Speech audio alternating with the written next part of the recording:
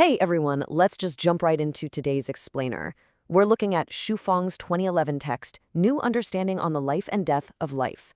If you've ever found yourself wondering what it really means to be alive or, what actually happens when our physical bodies shut down, well, this text offers a completely wild, paradigm-shifting way to look at existence.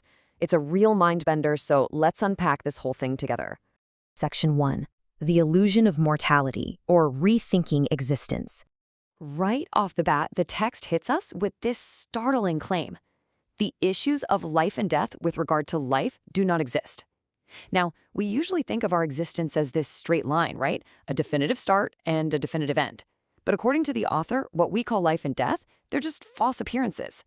The argument here is that we mistakenly apply the birth and decay of physical stuff to the actual concept of life itself. It literally states that it's an outright misunderstanding to think life is ever born or ever dies. Bold claim for sure.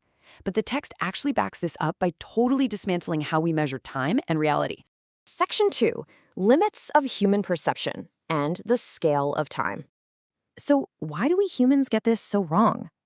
Well, the text proposes these really brilliant natural metaphors to explain our limited perception. Like, think about morning bacteria. How do we react if morning bacteria tell us that dark nights don't exist? The author points out that these bacteria emerge in the morning and die by the evening. They literally cannot comprehend what a dark night is, or even a full 24-hour day. Their entire reality is just framed by daylight. To them, the night is an impossible, non-existent concept, purely because their tiny lifespan just doesn't allow them to experience it. We actually see the exact same limitation with the cicada. What are we supposed to think when cicadas say there's no such thing as spring or fall? It's just like the bacteria. A cicada is born in the spring and is dead by the fall. Because its biological clock runs out way before the seasons can cycle through, it's completely oblivious to the passage of a full year. The whole concept of a four-seasoned world, it just doesn't compute for a cicada. And this builds to one of the most poetic points in the entire text. It says, butterflies who fly and dance among flowers will never know the existence of winter. It's such a great way to show how lifespans restrict reality. Just as a butterfly can't even conceive of a snowy, freezing winter because it only knows the warmth of blooming flowers, the author posits that our own human perspectives are fundamentally boxed in by our lifespans. Which brings us to a seriously provocative question. How do we feel when people tell us that there are absolutely no previous or future lives? The author argues that we humans are literally just like those insects. Because our vision is so limited, and because we biologically cannot see the deep past or the distant future, we mistakenly measure the entire scale of existence against our own quick, temporary lives. We are exactly like the butterfly denying winter simply because we haven't seen it ourselves. Section 3. Flesh versus essence. Redefining the carrier. Okay, so having thoroughly humbled the human perspective, the text then sets up this really clear, fascinating binary. On one side, you've got the carrier, which is identified as our flesh. Now, this carrier absolutely goes through birth, growth, and eventually death. But on the other side, we have life, representing our true essence. And this essence does not die, it only converts. The text claims that when we say someone has been born or has died, we're really only talking about the hardware, the expiration of the flesh, the carrier. We are absolutely not talking about the end of life itself. Moving on to Section 4, the 3 paths of conversion and the mechanics of rebirth. Right, so if our essence doesn't actually die and just sheds its physical carrier, where exactly does it go? The text maps out this highly structured cosmology that categorizes the afterlife strictly by directional trajectories. It's like a giant cosmic grid.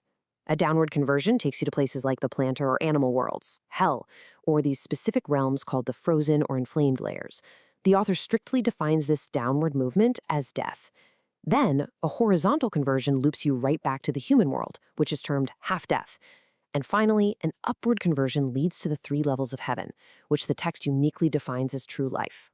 Let's zoom in on that horizontal trajectory for a second, because it's super interesting. Half-death is defined as a person's horizontal transmigration right back to the human world. What makes this framework so unconventional is that in a lot of spiritual traditions, coming back as a human is seen as a continuation, right? Like a neutral reset. But here, In this specific text, simply being reborn as a human again means you haven't truly lived or advanced at all. You're just half dead and half alive. You're basically moving sideways on the cosmic treadmill. Conversely, true life is strictly defined as an upward conversion from the human world into a higher life space. So in this paradigm, life is absolutely not what we're doing right now here on Earth. True life is an advancement out of the human realm entirely. Think of it as a promotion of your essence to a much higher operational plane. So, where does this upward trajectory actually take you? According to the source, achieving this upward life means migrating to one of 3 distinct levels of heaven. You've got the 1,000-year world, the 10,000-year world, and then the absolute highest tier, which has the incredible name of the celestial islands continent of the Elysium world. The text uses these specific destinations to paint a picture of what a truly successful conversion looks like. Section 5. The ultimate choice and shaping your trajectory. We've looked at the illusion of mortality, the limits of human perception, and these highly specific paths of rebirth. But how does this all wrap up? While the text resolves this massive cosmological framework by putting the power right into the hands of the individual. It explicitly states it is up to everyone to choose for themselves whether they go to death, half-death, or life. The author is concluding that our trajectory isn't just some random lottery. Whether we march downward into the animal worlds, get lost horizontally by coming back as humans, or actually proceed upward to a wonderful rebirth in heaven, it's all ultimately the direct result of our own choices. Which leaves us with a truly profound question to end this explainer on. In this framework of constant, unending conversion, which direction are you choosing to march? Regardless of whether you personally adopt this specific cosmology, the source really challenges us to reflect deeply on the ultimate trajectory of our own essence. Are the choices you make every day pulling you downward, keeping you stuck moving sideways, or actually elevating you upward? It's definitely something to chew on. Thanks so much for joining me to unpack this incredible source material today. Keep exploring, keep questioning, and I'll see you in the next explainer.